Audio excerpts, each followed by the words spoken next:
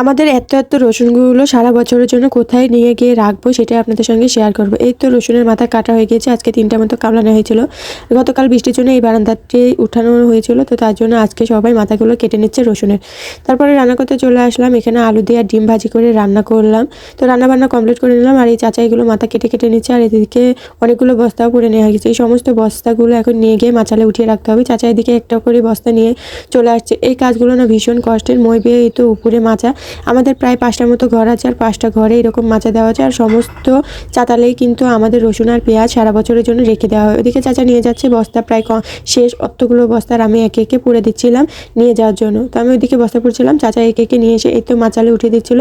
আর উপরে ছিল শ্বশুরমশাই আর এক দাদা, তো ওনারা এই বস্তা পোড়া রসুনগুলো ঢেলে ঢেলে রাখছিল। তো এভাবে আমাদের সমস্ত মাচালে রসুন আর পেঁয়াজ রেখে দেওয়া হয়। তো আগামীতে পেঁয়াজ রাখা হবে, তো সেটা আপনাদের সঙ্গে শেয়ার করব। তো আল্লাহ হাফেজ।